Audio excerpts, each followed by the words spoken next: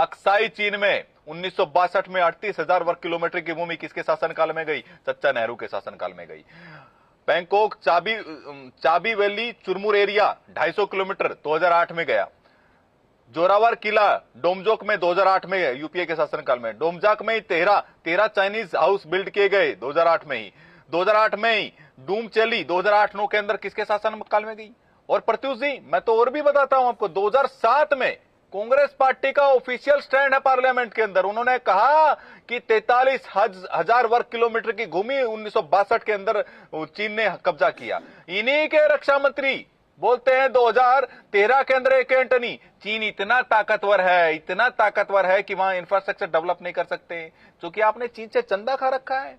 भारत सरकार माननीय नरेंद्र मोदी जी के नेतृत्व के अंदर अगर कोई काम करती है, डोकलाम के अंदर हम लोग टेबल पे बैठते हैं तो चीनी टेंट के अंदर पाए जाते हैं। हमारे वीर सपूत, वीर सेनानी रणबांकुरे, कर्नल संतोष बाबू और 20 रणबांकुरे जब 80 चीनी सैनिकों को मार देते हैं तो ये कहते हैं मोदी सरेंडर कर गए हैं।